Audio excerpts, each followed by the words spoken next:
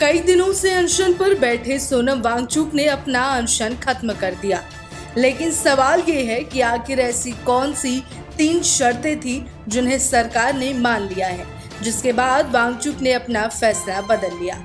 आइए पीछे की पूरी कहानी समझते हैं।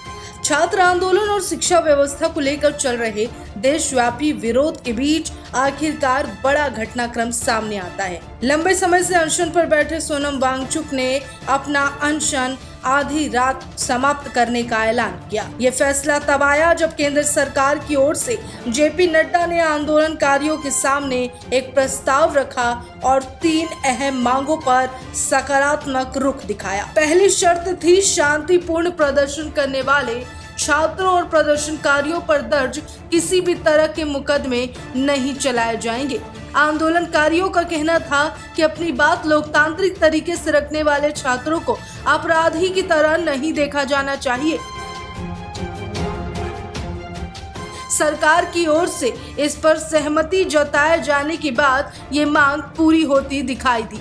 दूसरी ओर सबसे अहम शर्त थी संसद में नीट पेपर लीक और पूरे शिक्षा तंत्र में सुधार पर विस्तृत चर्चा कराई जाए। आंदोलनकारी लगातार मांग कर रहे थे कि ये सिर्फ एक परीक्षा का मामला नहीं बल्कि पूरे शिक्षा सिस्टम की विश्वसनीयता का सवाल है।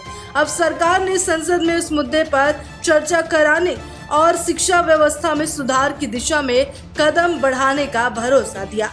तीसरी शर्त सबसे भावुक और संवेदनशील थी। आंदोलन के दौरान जिन छात्रों ने मानसिक तनाव में अपनी जान गंवाई, उनके परिवारों को मुआवजा देने की मांग की गई।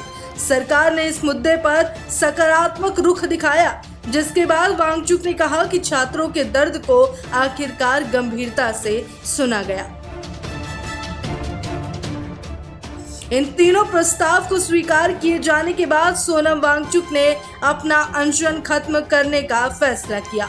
उन्होंने कहा कि ये किसी की जीत या हार नहीं बल्कि छात्रों की आवाज को सम्मान मिलने की शुरुआत है। साथ ही उन्होंने ये भी स्पष्ट किया कि अगर सरकार अपने वादों को समय पर पूरा नहीं करती तो आंदोलन फिर से शुरू किया जा सकता है।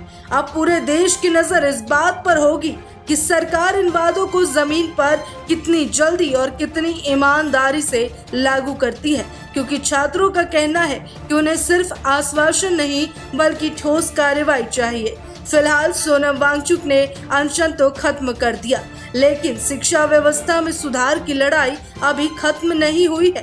क्या सरकार अपने वादों पर खरी उतरेगी? आपकी राय क्या है? कमेंट में जरूर बताएं।